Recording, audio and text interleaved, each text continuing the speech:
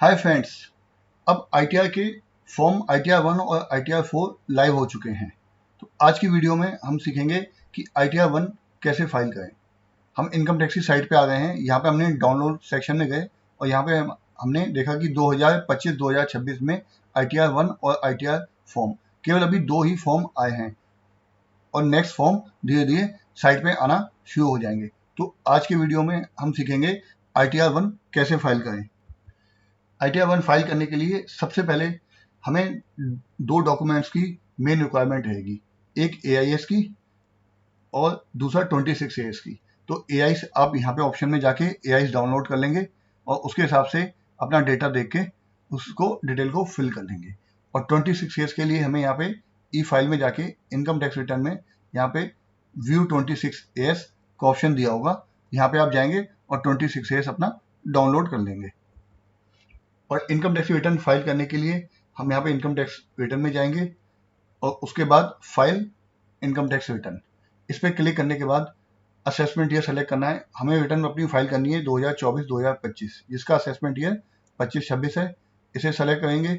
उसके बाद यहाँ पे देखेंगे अब दो सेक्शन है, सेक्शन 139(1) ओरिजिनल और रिवाइज रिटर्न।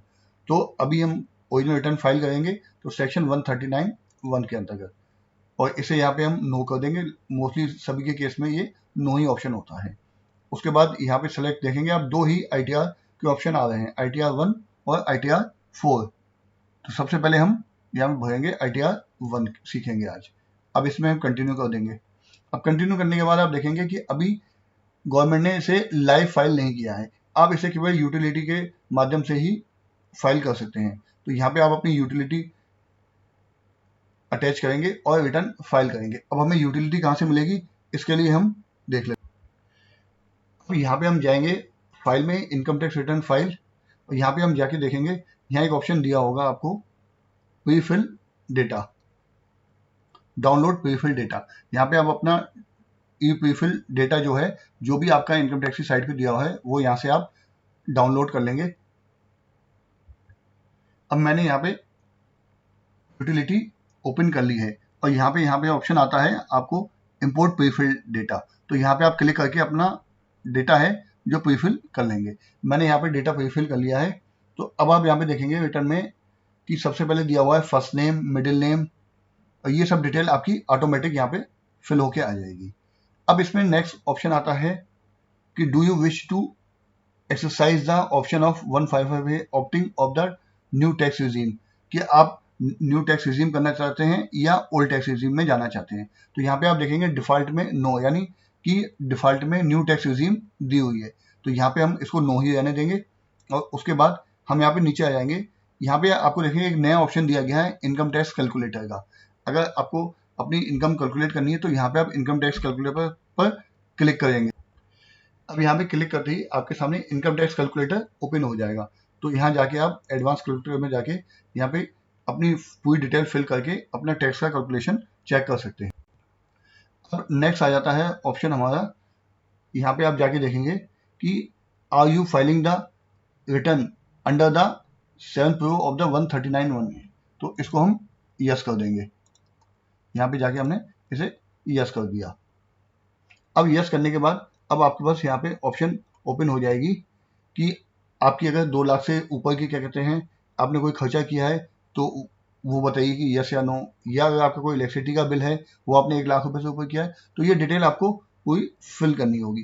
बाकी आपका ईमेल आईडी, मोबाइल नंबर, ये सब ऑटो फिल होके आ जाएगा। अब हम आ जाते हैं सैलरी पे। तो यहाँ पे सैलरी के ऑप्शन में दिया हुआ है salary as per section 79(1)(a)। अगर आपको कोई परक्यूजिट है वो है, और profit in lieu of salary है तो वो आप डिटेल यहाँ पे फिल कर देंगे। अब आप यहाँ पे देखेंगे कि नीचे केवल 4 टेबल दी गई हैं जो कि न्यू टैक्स रिजीम के अंतर्गत है। अगर मान लीजिए हमें एचआर या कुछ क्लेम करना है तो उसके लिए हम ओल्ड टैक्स रिजीम सेलेक्ट करेंगे। अगर मैं यहाँ पे ओल्ड टैक्स रिजीम सेलेक्ट कर लेता हूँ, इसको मैं यस कर देता हूँ।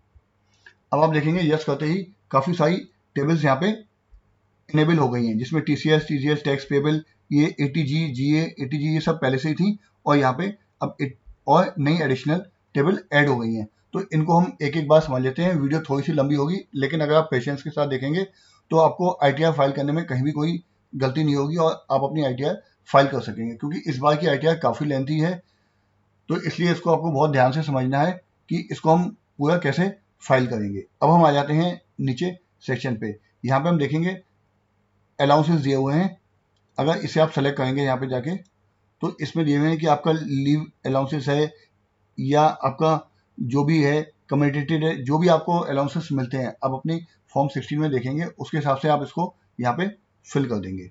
अब नीचे आता है कि सेक्शन 10 है allowances of expenditure incurred in the house rent allowance, कि अगर आपने कोई हाउस रेंट अलाउंस में एक्सपेंसेस किया हुआ है, तो वहां पे हम जैसे ही क्लिक करेंगे तो यहाँ पे एक नई विंडो ओपन हो जाएगी। आपको नई विंडो ओपन होते ही यहाँ पे आपने सेलेक्ट करना है कि आप मेट्रो में हैं या नॉन मेट्रो सिटी में हैं। वो सेलेक्ट करने के बाद आपको यहाँ पे अपना लिखना है कि आपको HRA कितना रिसीव होता है, रेंट कितना पे करते हैं, ये पूरी डिटेल आप फिल कर लेंगे। अब हम आ जाते हैं नीचे डिडक्शंस पर। अगर यहाँ देखेंगे 80C की डिडक्शन है। अगर आपकी कोई 80C की डिडक्शन है, चाहे आपने कोई लाइफ इंश्योरेंस प्रीमियम दिया है या कोई PPF में कंट्रीब्यूशन किया है, तो अब आपको यहाँ पे जाके क्लिक करना है। क्लिक करते ही आपके पास एक न्यू टेबल ओपन हो जाएगी। यहाँ पे आपको अमाउंट लिखना है कि आप कितनी अमाउंट के लिए एलिजिबल हैं, और यहाँ पे पॉलिसी नंबर लिखना है। अब आप देखिए कि गवर्नमेंट ने बिल्कुल ही एक स्ट्रिक्टनेस कर दी है कि आपको यहाँ पूरी फिल डेटा भरनी है। जब तक आप यहाँ पे डेटा फिल नहीं करेंगे तब तक आपको कोई भी डिडक्शन क्लेम नहीं करने दी जाएगी, क्योंकि काफी लोग काफी सारी फेक डिडक्शन क्लेम करते थे। तो इसी को कंट्रोल करने के लिए गवर्नमेंट ने पूरे फॉर्म को चेंज कर दिया है, और इसमें हर डिडक्शन के लिए, हर डिटेल के लिए अलग से शेड्यूल बना दिए गए हैं, जो कि आपको फिल करना कंपलसरी है। ऐसे ही आप देखेंगे कि जब 80D की डिडक्शन है, 80D की डिडक्शन पे आप जैसे ही यहाँ पे क्लिक करेंगे तो उसके बाद आपके पास नई टेबल ओपन हो जाएगी।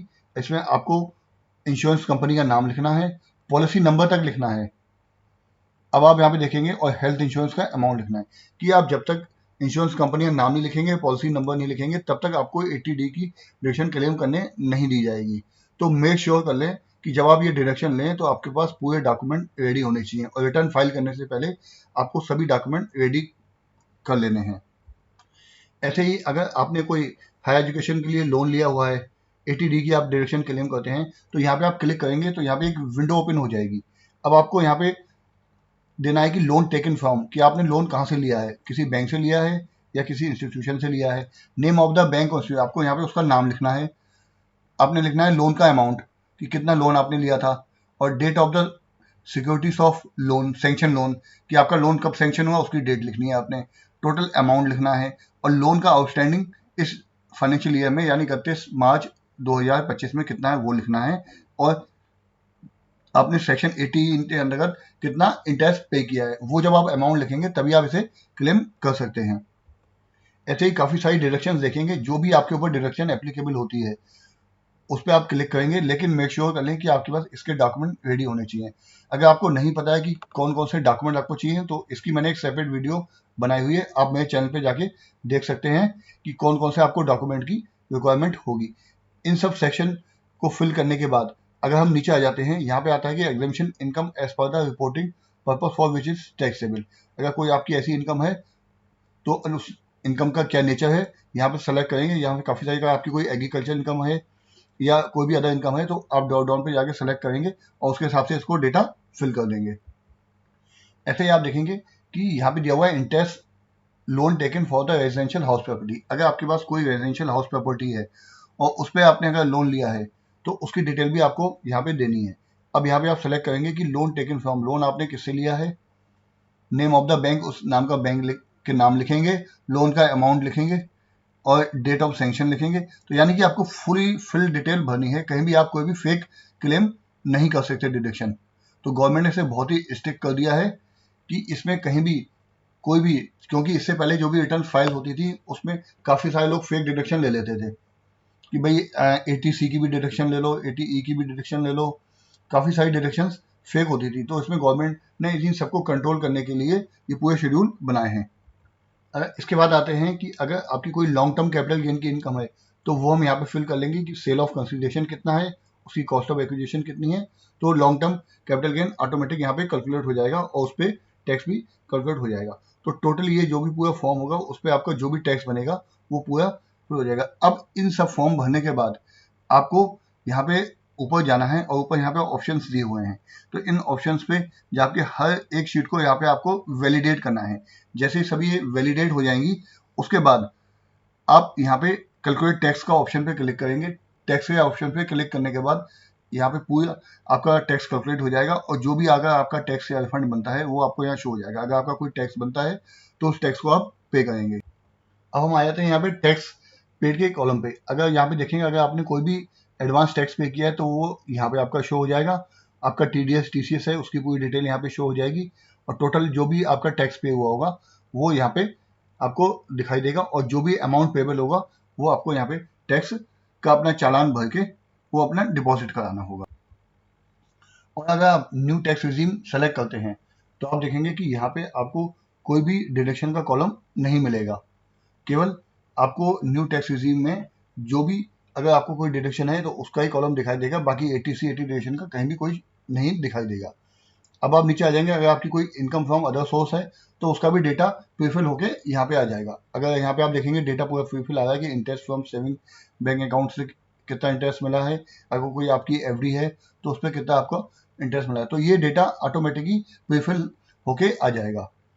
अब यहाँ पे हम चले जाते हैं कि नीचे income from the retirement benefit maintain in the notify the section 89A। अगर आपका रिटायरमेंट बेनिफिट की कोई अगर आपकी क्या कहते हैं इनकम है अगर तो उसकी आप डिटेल यहाँ पे भर देंगे कि अप टू 15 जून तक कितना है, 15 जून से यहाँ पे ब्रेकअप दिया उस हिसाब से आपको पूरा डेटा फिल करना होगा। अगर आपकी कोई डिविडेंड की इनकम है तो डिविडेंड की इनकम भी आपको देनी होगी कि अप टू 15 जून तक आपकी कितनी है, 16 जून से 15 सितंबर तक कितनी है, 15 सितंबर से 15 दिसंबर तक कितनी है, 16 दिसंबर से 15 मार्च तक कितनी है और 16 मार्च से लेकर 31 मार्च तक कितनी है।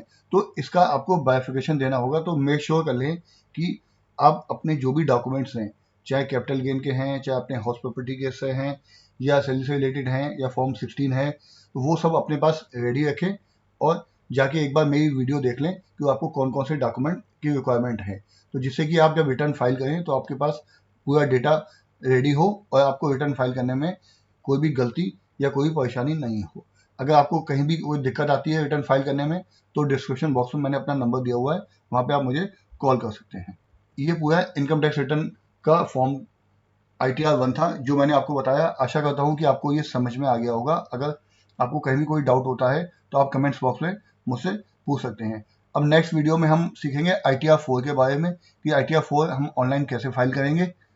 तो इसके लिए आप मेरे चैनल को सब्सक्राइब कर दें, जिससे कि अब इनकम टैक्स में जो भी नए नए फॉर्म्स आ रहे हैं उनको कैसे फाइल करना है, क्या डॉक्यूमेंट की रिक्वायरमेंट है, इन सब की आपको वैल्यूएबल इंफॉर्मेशन मिलती रहेगी। तो मेरे साथ बने रहिए नेक्स्ट वीडियो में। तब तक खुश रहें, मस्त रहें, स्वस्थ रहें। Thanks for watching.